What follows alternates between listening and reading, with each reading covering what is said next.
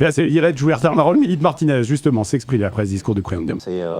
Tout va bien, je fais tout bien, il ne se passe rien dans la rue, et ceux qui en râlent, c'est parce qu'ils n'ont rien compris. Donc c'est un président de la République qui est sûr, tout seul, de lui, de ce qu'il fait, et c'est grave, c'est grave. Il n'y a aucune réponse.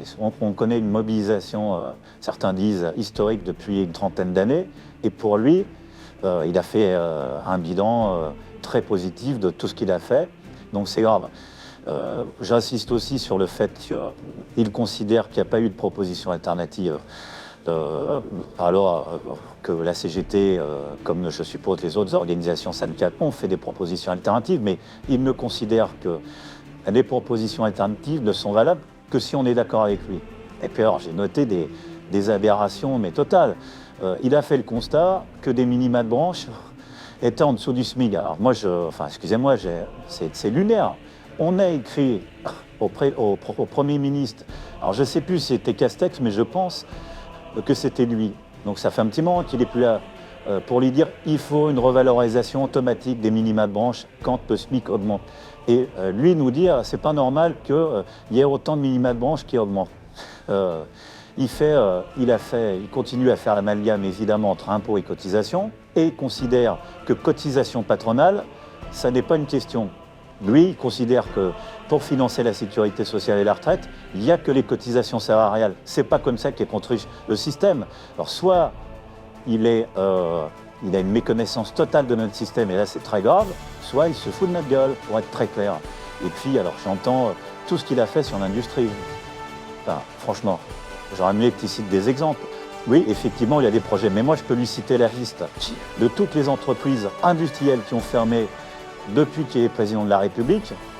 Et il y en a, on peut écrire un livre sans que le gouvernement ne bouge une oreille, et même pire au contraire en disant ce n'est pas à l'État de s'occuper des problèmes du privé. Donc c'est, je vais le dire trivialement, cette interview c'est du foutage de gueule et c'est du mépris encore plus fort vis-à-vis des millions de personnes qui manifestent. Et il faut que demain, la réponse elle soit dans la rue, avec des millions de personnes qui sont en grève reconductive et qui manifestent.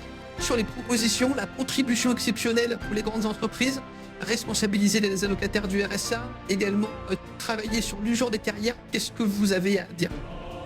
Et on a déjà dit, enfin, sur la pénibilité, sur les carrières longues, sur l'emploi des CR, on a déjà dit, sauf qu'il faut qu'il n'ait pas l'écoute sélective. Il ne veut entendre que des flatteurs, que ceux qui, de la flagornerie, c'est-à-dire ceux qui sont d'accord avec lui. On a fait des propositions sur l'emploi des seniors, on a fait des propositions sur la pénibilité, on a fait des propositions sur les salaires, on a fait des propositions sur les cotisations, et notamment les exonérations de cotisations patronales, que lui considère que ce n'est pas, que le financement de la protection sociale, ce ne sont pas les cotisations patronales.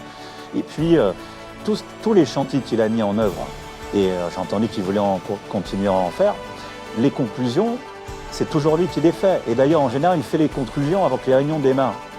C'est ça. Et alors, son admiration, enfin, il n'a pas dit ça comme ça, mais son écoute des syndicats, il en a fait la démonstration, vu la réponse qu'il nous a fait à notre demande d'entretien. Donc oui, ça devient une caricature, ce président de la République.